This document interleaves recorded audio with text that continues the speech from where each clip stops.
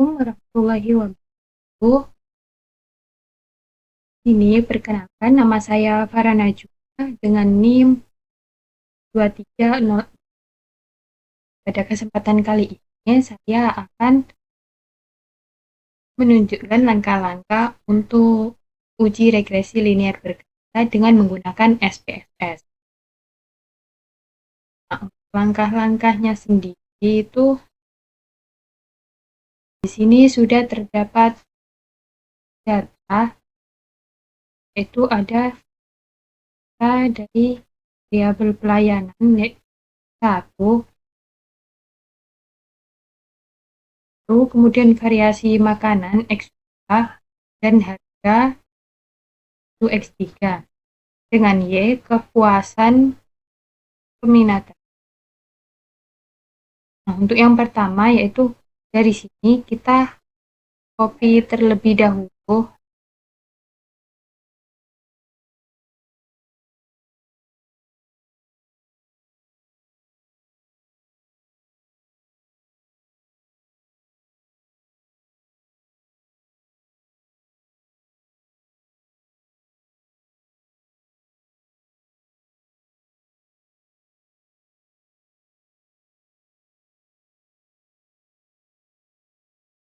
kemudian kalau sudah di copy itu kita ke SPSS.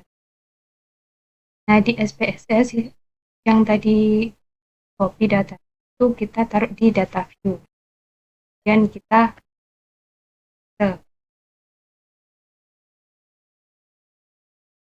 copy dulu dan ke SPSS.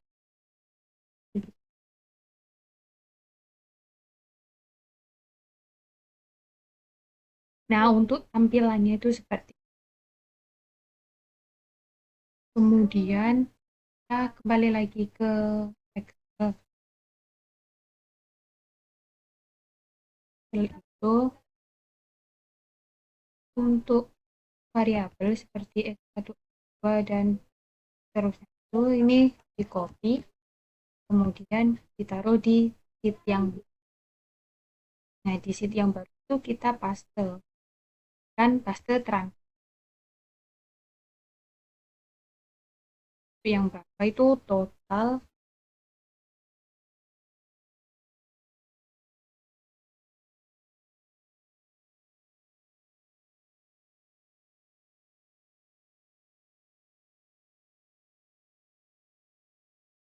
sampai di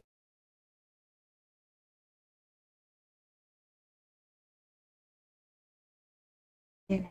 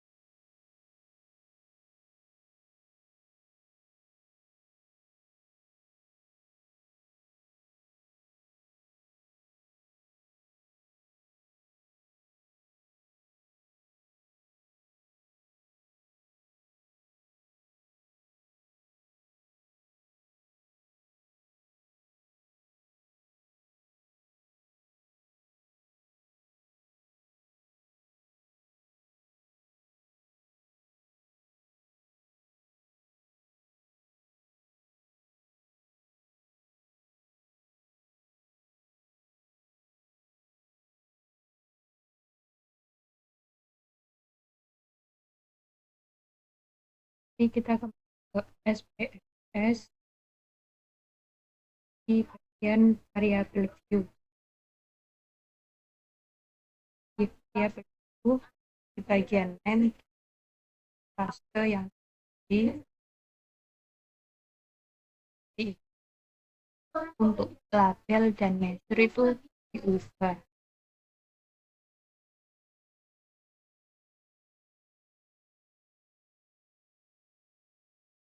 itu diisi sama dari yang di X.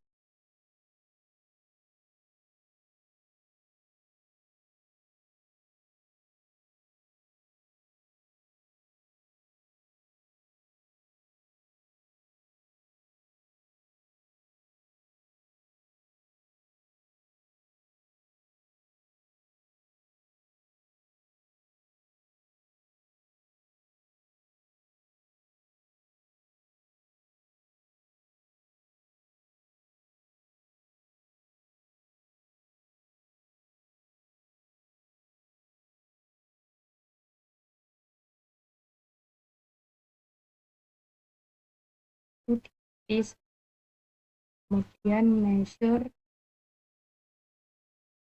di bagian total itu diganti scale.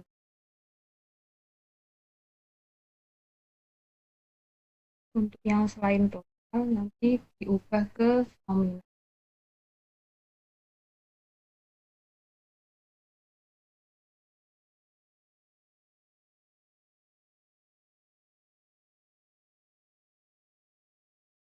Jadi itu nanti kita ke analyze. Di analyze kita pilih regression dan linear.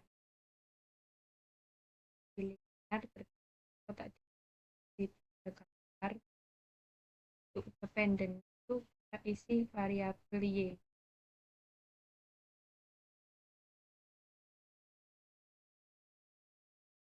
Dan kotak independen itu isi dari variabel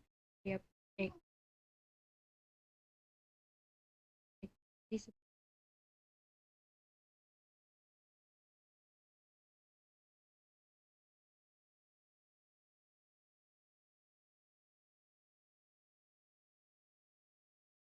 Ini kemudian lanjut ke di save.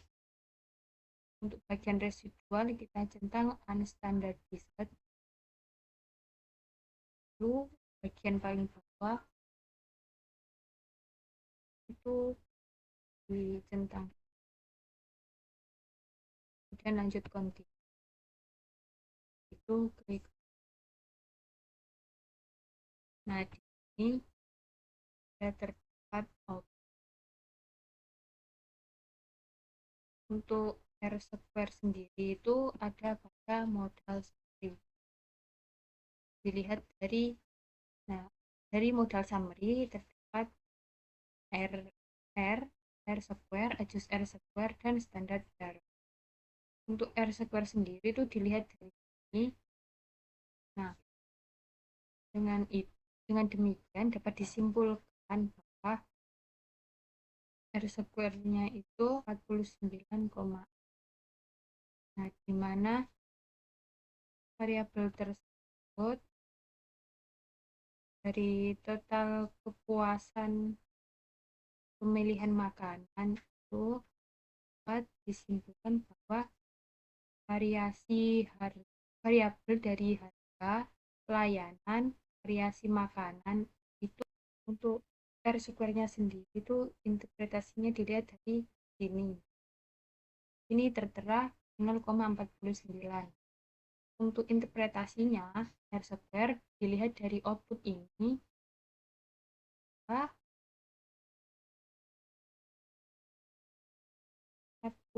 49,0% dalam variabel keputusan pembelian makanan mampu dijelaskan oleh variabel yang terdapat pada.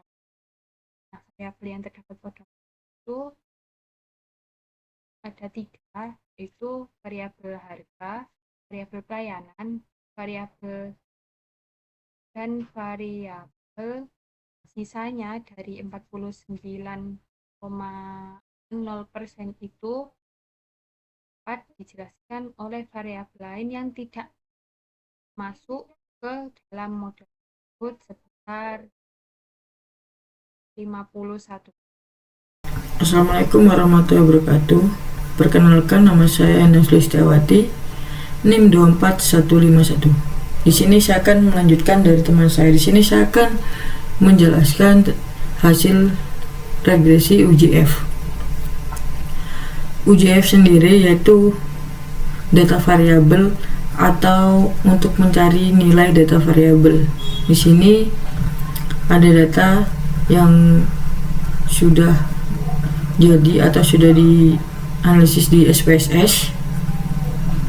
Data tersebut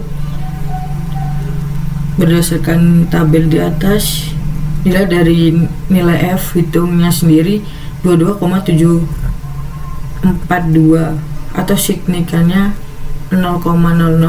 Maka dapat diketahui bahwa nilai F sendiri yaitu 22,742 atau lebih besar dari atau lebih kecil dari 2,73, dan untuk nilai signifikannya sendiri 0,0 atau lebih kecil dari 0,5. Jadi dapat disimpulkan bahwa variabel X1, X2 atau X3 varian makanan ini dapat dijadikan untuk UJF sendiri.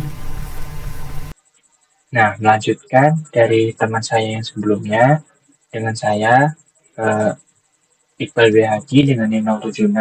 Di sini saya akan menjelaskan terkait dengan uji T. Nah, dalam uji T ini yaitu untuk menguji apakah ada pengaruh dari semua variabel. Nah, itu secara parsial, jadi satu-satu, enggak semuanya. Nah, langsung saja yaitu ini sudah ada hasil outputnya yang dimana ini dalam tabelnya ini disebutkan kalau total pelayanannya itu 7.913 yang dimana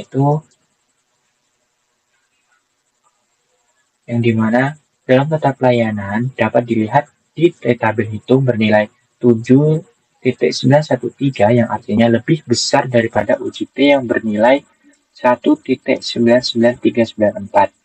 Nah, dapat disimpulkan total pelayanan berpengaruh dalam total keputusan pembelian makanan. Jadi kalau misal